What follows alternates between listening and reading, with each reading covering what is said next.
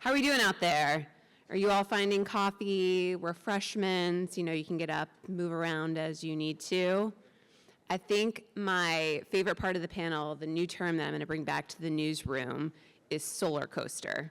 I've never heard that before, and just so perfect. So thank you all for giving me a new fun term to drop on my colleagues later today. We are going to keep things rolling and get ready for our second panel discussion of the day. Today we're going to be talking about a critically important topic, how DC is getting creative to meet the need not only for housing that's affordable, but also for homes that lower energy costs and help keep residents healthier. Our moderator is the fantastic Brandy Colander, CEO of DC Green Bank, which provides loans for sustainable development in DC. Now, if you guys could all bring your caffeinated energy now together to help me welcome our second group of panelists and my friend Brandy Colander to the stage.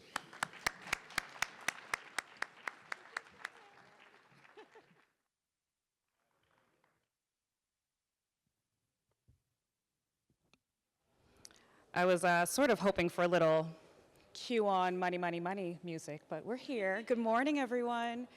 And I'll have the panelists join me. Wonderful. I know, y'all are waiting for the grand. We're gonna do that part now. Okay.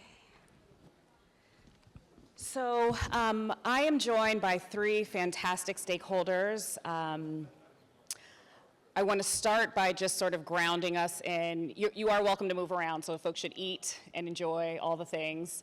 But we're going to start our conversation, and one of the impetus for us having this conversation today not only was to sort of mark the day, Earth Day, but it was also really to make sure that we were giving strategic partners a platform, a stage, an opportunity to share their narratives, their experiences with us.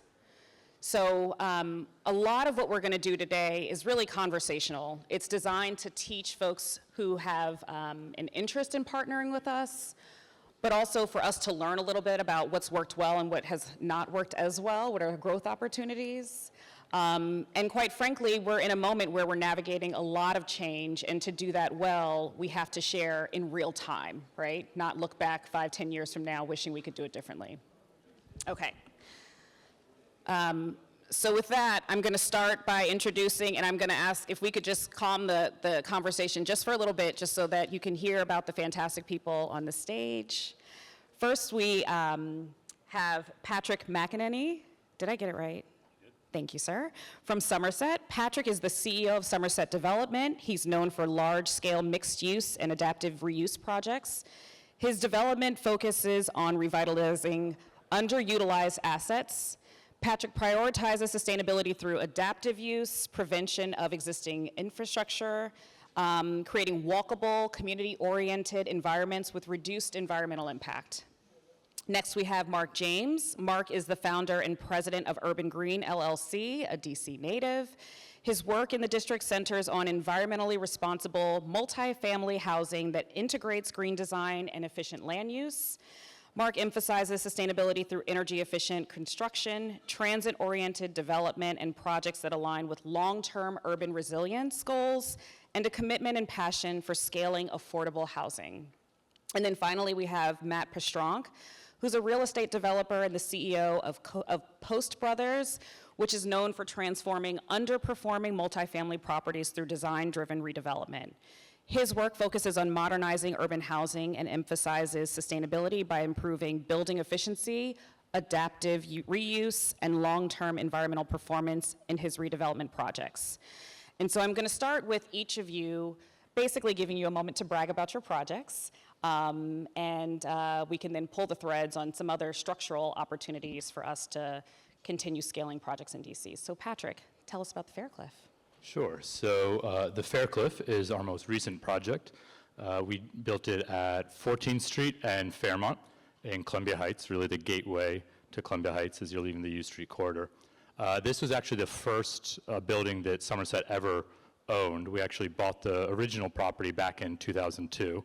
And one small correction, actually, I'm our development director, not our CEO. I was not around in 2002 when we bought the property. But originally it was a garden-style Section 8 complex, 80 units total, and it was fairly distressed. And what we did at the time was we bought the property, renovated it, gave it a new lease on life for the next 15, 20 years. But we always envisioned a longer, bigger redevelopment that would help to catalyze change along the corridor. And so we were able to finally do that many years later, where we redeveloped the full block. We built a new 125-unit affordable building, which is the Faircliff, on the northern side of the property, and we actually subdivided the lot and partnered with a market rate developer, Crescent Communities, who built a 197-unit market rate property on the south side on Euclid, which is now the Novel 14th project. And so we went from 80 distressed units there on the block to a grand total of 320. We quadrupled the housing on the site. We preserved all 80 affordable units. Every resident had the right to return, and we had dedicated relocation team working with them both on the move-off and the return, and 80% of residents chose to return. We added new affordable housing there as well, 45 new units in our building, and then we also added, as I said, all the market rate housing. So we created a true mixed-in community on that block, which we think has been a really important catalyst, as I said, for the corridor. And one really key feature about the Faircliff is all of our green features. So we are a passive house certified building. We're also LEED Platinum. We actually have the highest LEED Platinum score now in the city. And so we really wanted to demonstrate that you can do affordable housing at scale in a way that helps preserve what's already there in the community, adds new people, and does it in a sustainable way as well. Appreciate that. I'm a little more curious. I want to pull the thread on the passive house. Can you speak a little bit more to some of those attributes? Sure. So a passive house, for those who aren't familiar, it's a green building standard that's growing quickly in the U.S. It actually started in Europe. It's originally a European green building standard. And the basic concept of it is you want the building to basically keep an even, comfortable temperature all the time, very passively, so your systems aren't working very hard. It's designed to basically naturally heat and cool itself, and especially retain the air inside so you don't have leakage, which is often what is your main energy use in a building. So you do that through very extensive insulation. We have very kind of complex, thick wall assemblies on the exterior, and you also have to watch thermal bridging very carefully. There's specific materials that are basically act as conductors for energy and help to kind of push energy to the outside. So you have to be kind of very careful in the design of your exterior. And then you also have various mechanical systems that are essentially meant to recycle the air, recover any energy that might be wasted. So you have kind of energy recovery systems that make for very high efficient operating systems. So the goal is essentially that the building has very, very low energy use, and it does it in a way that doesn't have to work very hard with the systems. And is it something you would look to integrate in future projects? Yes, absolutely. So I will say we're going to keep a very close eye on how the system actually does over time, but we're very optimistic and happy so far. We opened the building, we completed construction December 2024. We had it fully occupied by June of 2025, so we're just coming up on 1 year now, which is when we get to really look long-term at the performance, compare it against the modeling, and see how we're doing. But the good news is, we were able to work with a combination of very experienced consultants, sustainability experts, as well as architects and contractors who were learning on the go on the process. And so it was a good mix of people who knew what they were doing and people who wanted to learn what to do. And now we have kind of a team in place that we can replicate this going forward. Bringing others along, it's fantastic. Thank you. Mark, we had the privilege of doing the, what was that, Mark? The ribbon cutting? The ribbon cutting. It was Snowmageddon this year, the Thursday that, folks were back at school for the first time, and I think parents were all very, very happy. And we had our mayor join us, and tell us a little bit about Cycle House. Well, first, good morning, everyone, and thanks for inviting. So Cycle House, much smaller scale. We really looked at this vacant piece of property that the city had And the city was looking, this is 5 years ago, looking to find a developer to redevelop the site. Being true to ourselves, which also means a little bit crazy, we decided we're going to do this net zero energy tax credit deal. And so we've recently completed Cycle House, which is an 18-unit, 9% LIHTC project, low-income housing tax credit for any of you that aren't in the affordable housing arena. And it's great because as a net zero energy project, we wanted to make sure we could do three things. We wanted to make sure, number one, that everyone that lives in the building who's at 60% or less of area median income, including some 30% AMIs, we wanted to make sure that we could show that affordable housing and net zero energy performance and sustainability do work. And it's not easy. Affordable housing is kind of broken for those of you that are in the industry right now. It's a broken state of affairs right now. But we wanted to show that it could work. Number two, we wanted to make sure that if we were going to do the project, that we could actually verify and certify true net zero energy performance. But that's difficult when you have a small building footprint, and so we've had to do a deal where we are generating about 30 kilowatts of solar on the rooftop at the site, and then also investing into off-site solar as well to have that credited back to our account through community solar. And so when you do that, we wanted to make sure we could show that, yes, small projects can still achieve these levels of performance and certify them. And so not only will we be LEED Zero as under the net zero energy under the LEED Zero program, we will also be LEED Gold certified. Couldn't quite get to platinum. I was close. I was trying, but I could not get it. But what makes it also very exciting is that, as a developer from DC, we always talked about how, we had all of these households that were here in DC proper. I'm the son of 2 DC public school teachers, so I was probably never supposed to be a developer. But in reality, we realized that as we were looking at who used to live here, so many people were leaving because they couldn't afford to be here. We at one point in time had 22 households in DC proper. Wow. Now we're down to 3 within our family. And so it really made me look, how do we do affordable housing? How do we make it healthy? How do we make it sustainable? How do we make it so that it's environmentally friendly, but it has to make sense to the people that live there as well? And so I think we were able to do that, excited about it. These deals always take longer than we needed them to, and we've had to be a recipient of that long timetable.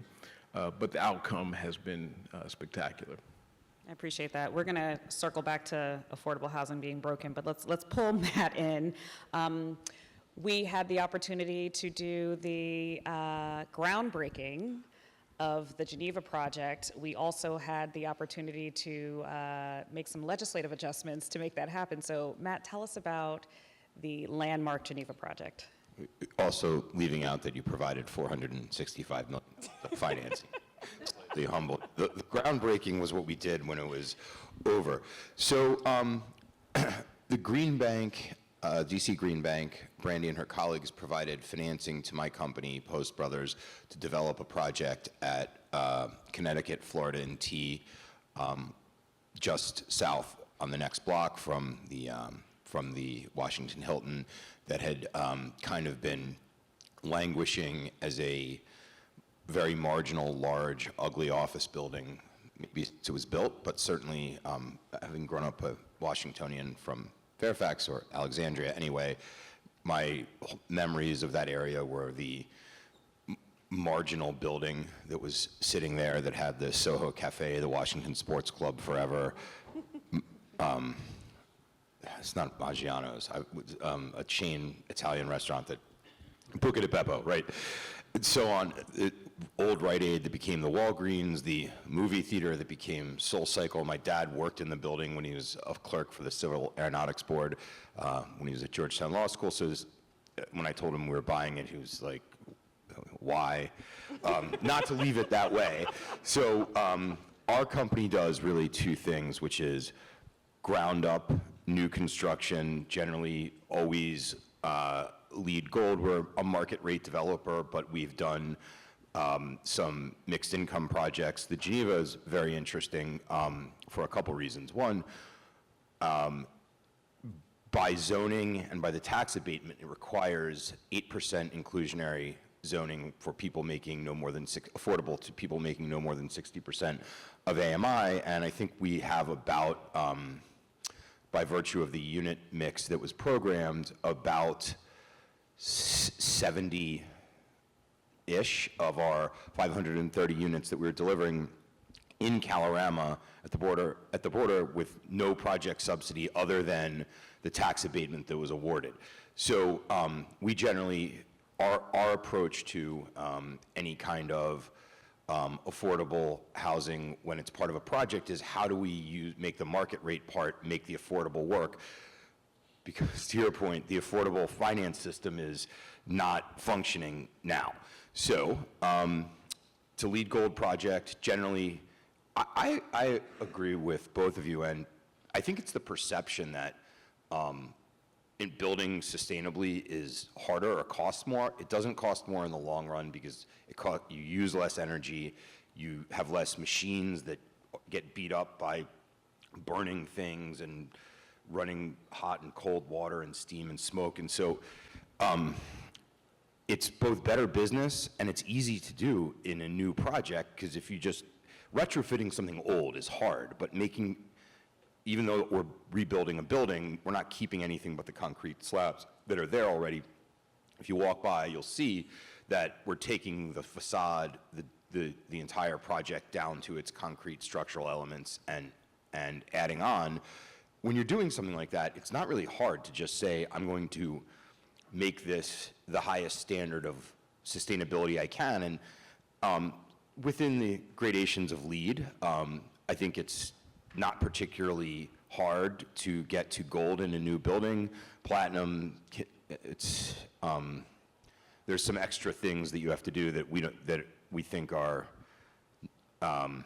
only economic and only sustainable, actually extra sustainable in certain situations. So we focus on large scale, mixed use, urban, ground up, multifamily driven, also adaptive reuse.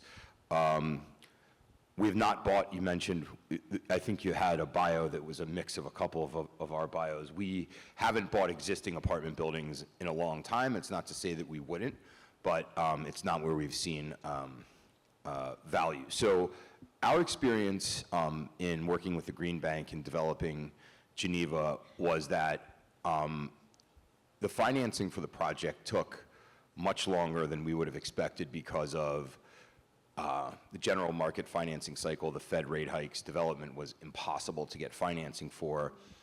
In 23 and 24, we were ready to break ground, basically, by this, basically 3 years ago. But, and we'd hoped to get financing in 23 or early 24. That didn't happen because of the financing markets. Then we had a bank that was going to finance the project, and they pulled back because of the fear of Doge sort of destroying the DC residential market, which has not manifested. So we sort of went back to the drawing board about a year ago. We were able to restructure the project's financing through the fall of last year, and very quickly, Nuveen and the Green Bank offered us an incredible financing package that they were able to the Green Bank was able to utilize some incredibly high-level relationships to get some legislation through that clarified the parameters of C-PACE lending in Washington.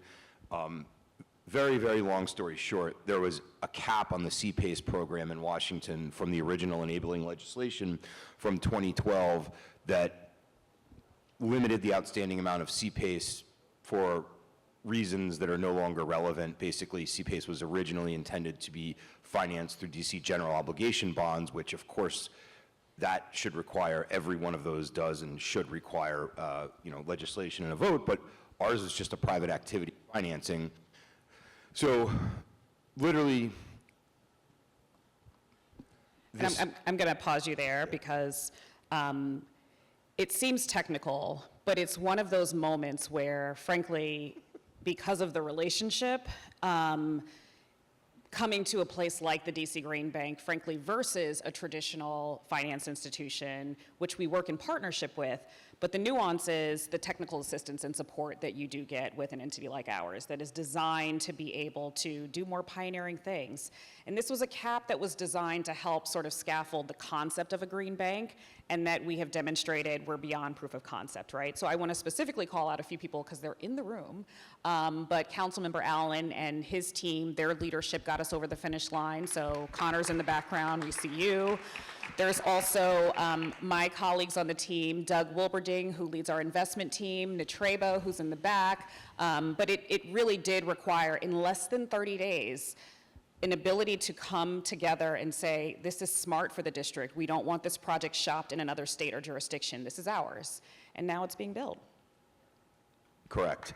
And so what's interesting about CPACE financing in Washington is that basically the Green Bank functions at the speed and sort of commercial nature of a private business, I would say.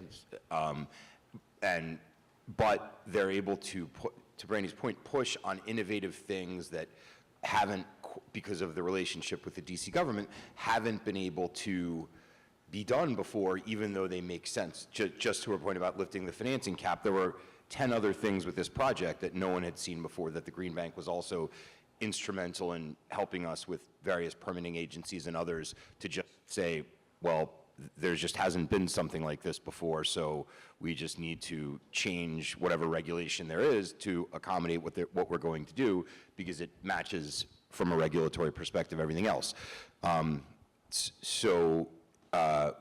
We found that our projects tend to be big, a lot of cutting edge things. Whenever we're looking at something new, we'll talk to them at the beginning, first of all, because CPACE financing is incredibly favorable relative to bank construction financing for a few reasons. So we always loop them in. New construction is generally sustainable anyway, so we loop them in, but also about, things we're sort of not thinking about. So I think they've been an excellent partner outside of just this area of sort of sustainability finance, certainly just outside of that. No, I appreciate it. And this was from a PACE perspective, not just the largest commercial conversion in the district's history, but it was the largest PACE deal in the history of PACE. So really a milestone marker for the district. So let's dig into affordability and what is broken. And I want to be solutions oriented, not bashing, but it is important to make sure that we call out what, from your positions, from your perspectives, you think needs to be addressed. There's obviously a moment right now with respect to a lot of leadership changes. And so I think making sure we're hearing some of those solutions is really important today. So who wants to jump in first? Remember, you asked for this. I know, I asked for it. No, I'll be constructive. Affordable housing is broken right now. I've been doing this for a little over 25 years, and we are broken right now. And I don't say that lightly. I love affordable housing. I love this city. I love the people of this city, but it breaks my heart to see where we are right now, because we're at a place right now where we have, me and our other development partners, we've got 3 different properties where we have 12 or more people who haven't paid rent in a year and a half, and we still can't get rid of them. I've got bigger developers who have more people than that. When you have a court system that will not evict a tenant who refuses to pay rent and expects you to continue to cover the bills for that operating cost and to pay a mortgage, you have a broken system. When you have affordable housing that hasn't had funding rounds successfully in years, you have a broken system. When you have a scenario where your housing costs more to build on a per unit basis than it would for me just to give them a mortgage to the home, you have a broken system. And so we're at the place now where, we could moan about it, which I am. We could complain about it, which I will. But at the same point in time, I think we have a lot of brain talent in this city, and we can find a way to fix this. One of the things that, because we're so committed to doing sustainable housing and to making sure that sustainability reaches down to the least of these, we need to find a way to make sure that we're taking that, which is already has some challenges within it, but when you layer that on top of affordable housing and sort of the brokenness and challenges within that, it means that you have to be fully committed to being innovative. Because doing traditional housing, I think every story you've heard up here has been about innovation. And innovation means good teams. I'm not that smart of a guy. I have my moments, you know. My wife would say very few moments, but, you know, that's a different story. I think the thing that is that when you have moments and you have a team, you realize that we can provide ways of being more constructive. The rental housing act and sort of things that were taken out of it was very destructive. By my prediction, I think we're going to be losing thousands of units of affordable housing to foreclosures just over the next 5 years. And I don't mean hundreds, I mean thousands. Because we are at the place where developers can no longer sustain the operations of a building when they're operating at a 1.01 debt coverage ratio or negative. And the appraisal values are going down. The cash flows are going down. And I'm gonna let you in on something. The vast majority of affordable housing there are not huge deals. The majority of them are 30 to 50 unit range. And it is very difficult to make your deal work. So while I'm sounding gloom and doom, this is really my charge to everyone to say we need to find a way to fix this as soon as possible. Mark, can I ask you a question? It sounds like so if a building, all developers are familiar with the financial pressure of not covering debt service. When a market rate apartment building gets foreclosed on, it theoretically should be able to continue to make money as a market rate building at just with lower debt and lower cost basis. If an affordable building can't cover itself, can't cover its debt service because most of these projects don't have a lot of debt relative to their project cost to begin with. Two questions. One, to just put a period on the sentence. One, does the building, it's two, does the building stay open or does the building, do the affordable regulations are the affordable requirements subordinated to the mortgage such that they get wiped out on foreclosure? Is there not an SNDA? We lose those affordable units. How do we lose them exactly? Because I think it's really important. Yeah, no, thanks for asking that. You know, it's when you go through a foreclosure process, you're going through a situation where you're basically wiping clean the restrictive covenants on that building. So if a property owner is going through the experience of not being able to collect rents, imagine not collecting rent for 18 months and then having that happen for 10% of your units. You're toast. And so what happens at that point is that when you finally get to a place where you're draining money out of your coffers, which we do often, you know, we have to throw money at projects to try to keep them afloat. But you get to a point that you're also now, imagine if you aren't able to do that. Right. You know, now you're at the place where you eventually get behind on your financing, on your mortgage. Your lenders try to work with you, but the lenders now are dealing with the same problem with many other projects all across the city. And so ultimately you get to a foreclosure and you will lose that affordability restrictive covenant that's on that building. And what you're really doing is opening up the market for market forces to come in and turn that property into market rate housing. So although we may be well-intentioned with the desire to make sure housing is affordable, and we may be well-intentioned with the desire to make sure that residents and tenants have their fair rights, which I'm an advocate of, but we also can do a lot of damage with our well-intentions. And so we need to sort of pump the brakes on it a little bit and figure out how to save this thing. So I have an idea on a save, but a comment about how the slippery slope continues. So that happens, right? And so it's not actually a rent-controlled building, it's a deed-restricted building for affordable. That gets wiped out, and then, unfortunately, the lender's trying to maximize their recovery. They're going to sell it to a market rate developer. It all takes time just because it takes 18 months to collect rent. Unfortunately, the fast thing that happens is a foreclosure here because it's non-judicial. But anyway, you get to that point, the developer turns it to market, and the people who live there have to seek another similar building, which these buildings are both all under pressure, and there's no vacancy in any of them that are well run. And so then they're going into the market rate housing system and putting more pressure, and rent-controlled buildings without subsidy don't have that much of a different financial pressure profile than what you're talking about. So developers, people who own rent-controlled buildings in DC are not cannot invest in them because you can't get any return that's reasonable by raising rents. And so then the affordable housing crisis is exacerbated because I don't know what the number is, but 3,000 to 5,000 units of all kinds of affordable, deed-restricted affordable is probably under, or is it more than that? Patrick. So I have a It solution. was 22,000 was the original concern. To put some perspective, and the city has invested over the last decade about $1.5 billion into the Housing Production Trust Fund to help preserve and build affordable housing in the city. And we were considered a national model, right? Cities across the country were looking to us to figure out, how are you doing it?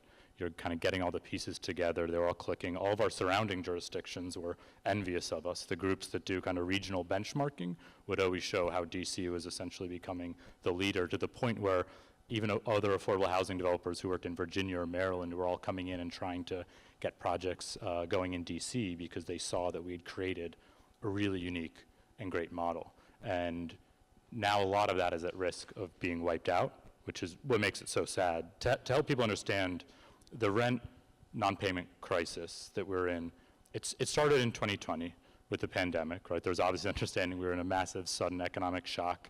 There was a lot of concern about whether people would be able to pay rent. We did a lot of kind of emergency programs in place, eviction moratoriums, et cetera. And then we had a few rounds, luckily with support of the federal government, to do emergency rental assistance. We had the Housing Stabilization Grant Program in 2020, which was actually amazing. It went on Christmas. In December 2020, we were able to knock on our residents' doors and say, congratulations, we've gotten money in, we can help you get current on your rent again. And people were crying, people were excited, it was wonderful. And then we had the Stay DC program in 2021 and 2022. Again, that was funneling federal money for emergency rental assistance. And again, folks could work and apply for money and get, whole on any rent that they were behind. But what we saw was the problem kept coming back more and more and more. Every round of emergency rental assistance we did, delinquencies would surge back faster and worse. And so even as we saw the economy recovering and we were exiting the pandemic, the amount of unpaid rent actually started to accelerate faster and faster.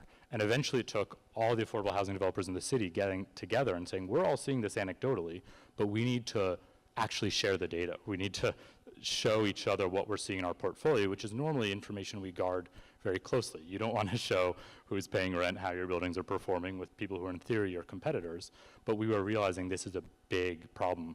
And what we found was absolutely, when we pulled the data across the city, an exponential growth curve in unpaid rent. It was getting worse in 2022, worse in 2023, worse in 2024, to the point where we suddenly realized all these properties are going to go straight into foreclosure.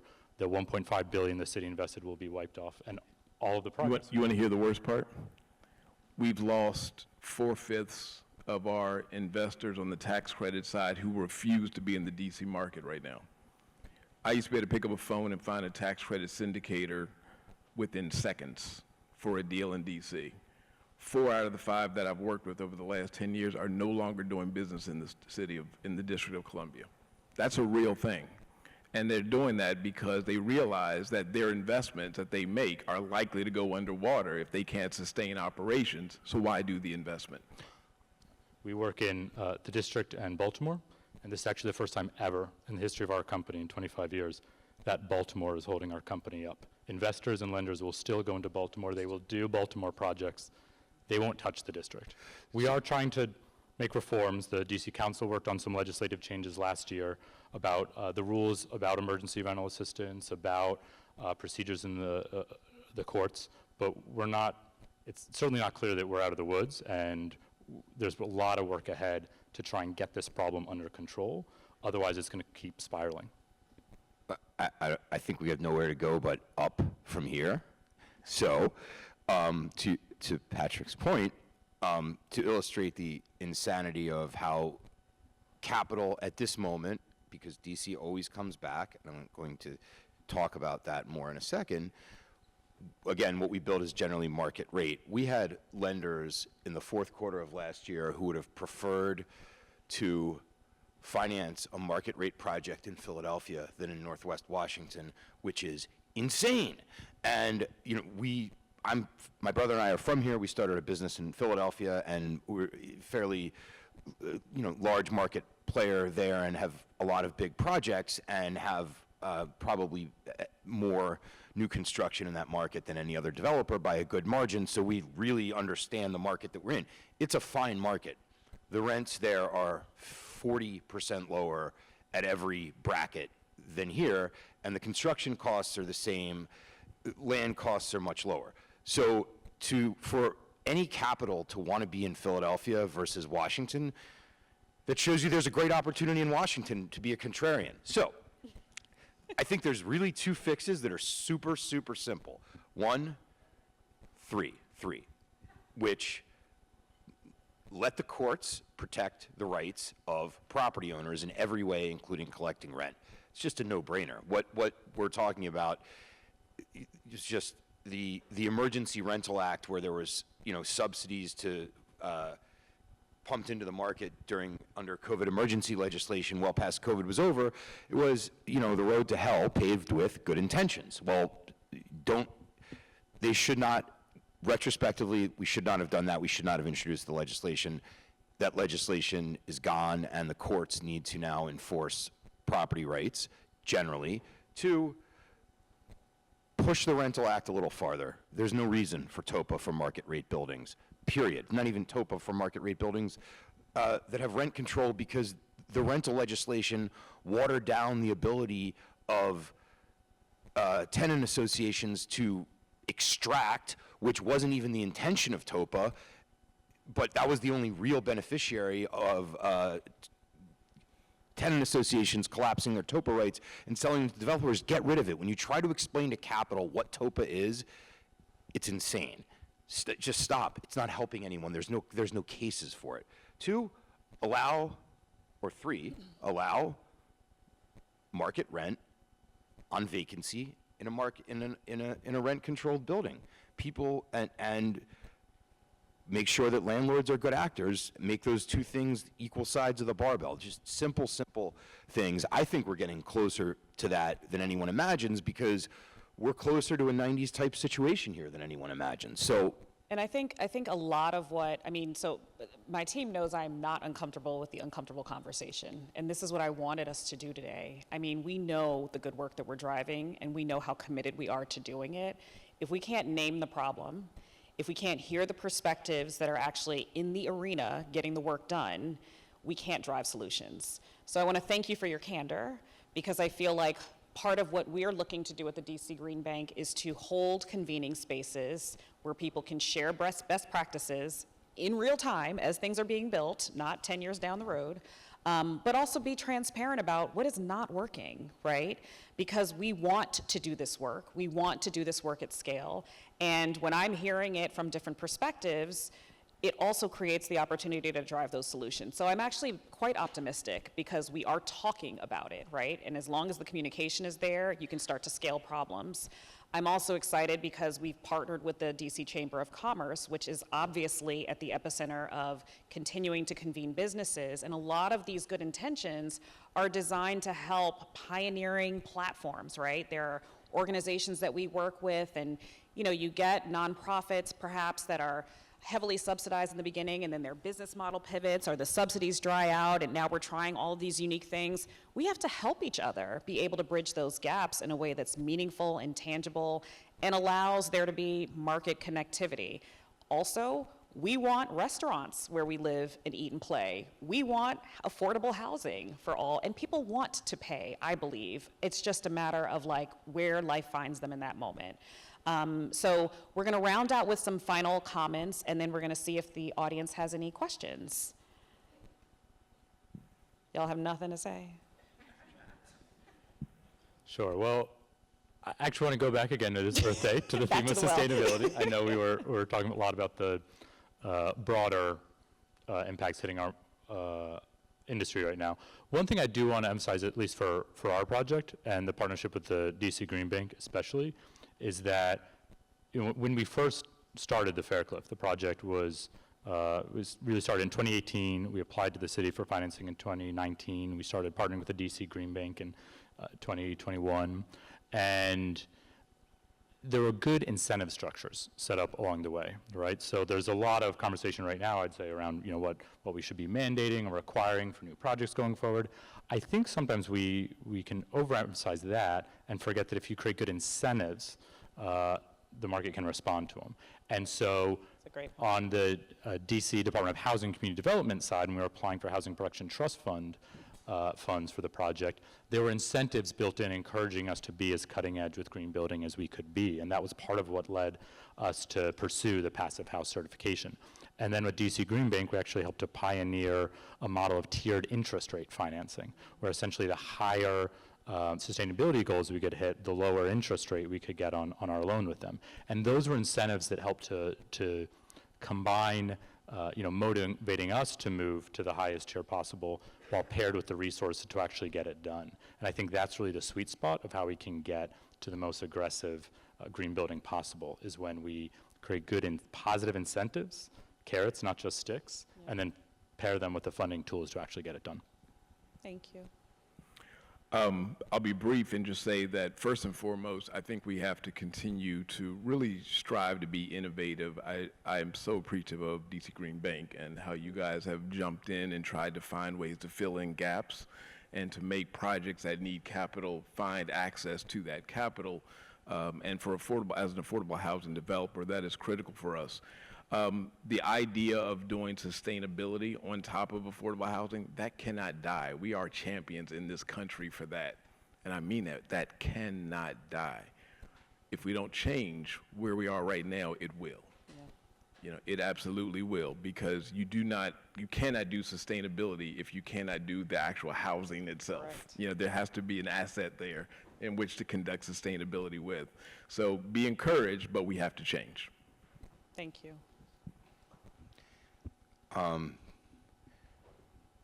I think that this is an incredible time to facilitate change, to make projects, real estate development, profitable and sustainable and affordable in all measures. And I think that in the medium term, not in the short term, because in the short term there's problems to fix. In the medium term, the turmoil in the real estate market will show that this is an incredibly prescient time to invest. And while people are dealing with their problems from the recent cycle, as hopefully there's some green shoots coming up in the different sectors of real estate development, the people who are the most active are going to be the ones who see them first. So I'm optimistic. No, 100% optimistic. And I just want to, because I may have lied in terms of whether or not we can do Q&A. Can we do Q&A? Okay, so we can. So before we go to Q&A, one of the things that is encouraging to me that I just want to share with the audience today is the same energy that we feel perhaps excited about politically or frustrated about politically is the same energy I try to bring to this work. And so match that energy, right? One person doesn't get to have all the fun. We have this moment in the dash, right, to do the things that really matter to us and to find the power in partnership to make it happen, because it might take a little longer, but getting there together is gonna get you over the finish line. So I wanna open it up to the audience to see, I see Sir Turner, go ahead and grab a mic. Good morning.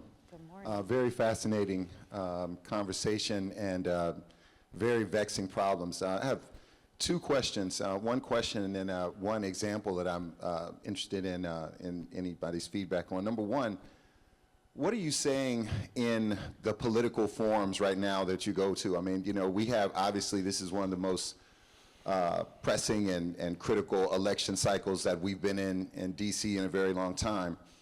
You will hear certain candidates speak with great eloquence and clarity about the need for more support, you know, economic, financial support, you know, more 90-day moratoriums on, you know, on electric bills, even though the meter doesn't stop running. It's just, you know, you get 90 days more, I guess, that you wouldn't be turned off. But what is the things you're saying make so much sense. How do you communicate this to candidates who seem very much on, no, people cannot lose their homes, or people, it's almost like after COVID, people woke up and all of a sudden a roof over your head, electricity, water, these things are just a matter of right now. You know, I'm supposed to have electricity in the roof, whether I can pay for it or not. So how do you have that conversation with politicians who are still for that model that kind of keeps those funds there? And then the second piece that I'd like you to talk about is I live in a rent-controlled building, very great community that I've lived in for a long time. And we have specifically these PTAC electric resistance units. These things are like the things that you will find in like an average, you know, 2 to 3 star hotel or motel. And I happen to have 5 of these things in my apartment. And I have seen, I'm fortunate to be able to pay my rent and my utilities, but I am experiencing many of my neighbors right now, older, you know, seniors, et cetera, folks who are literally, my electric bill in February was almost $1,000. And that is like average that I'm seeing in my apartment. So people are talking about the Pepco is raising rates, data centers, whatever. I'm sure that's a part of it. But the biggest thing going on in my building is the inefficient heating and cooling units that have turned a rent control building into a market rate building. Curiously, as I sit down, the rental office and all the common areas use Mitsubishi heat pumps. The building has 400 and some solar panels on top, so conceivably all of the common areas' electricity is covered. But in every single one of the 206 residential units, we have archaic, old infrastructure that is absolutely killing the bill. So on the front end, again, what can you say to the politicians who want to preserve these social safety nets that are driving money and capital away from DC? And at the same time, how do you protect or incentivize owners to invest in rent control properties that are really killing the energy bills and causing people to lose out on their homes? Thank you. Thank you. So you just described the problem of rent regulation from both perspectives.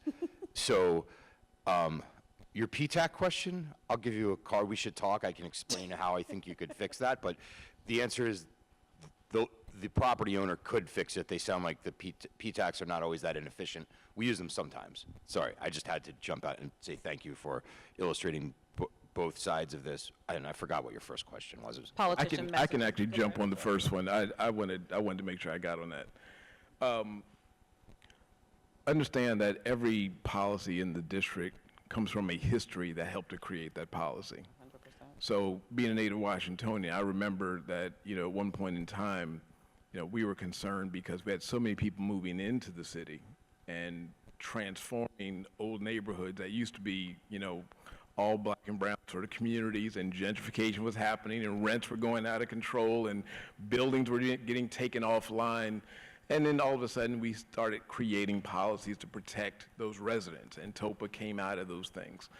I think when you're having a conversation with our politicians today, the politicians might be thinking about, our legislators might be thinking about the conversation they had with Ms. Johnson in Unit 1A, and she's thinking about, you know, putting bread on the table. The problem is that we have to make sure we understand that they also are seeing the bigger market and that Ms. Johnson's going to be out of her apartment if we don't change it. So that it can't be a one-sided conversation. It sounds good talking to Ms. Johnson, using that as an example.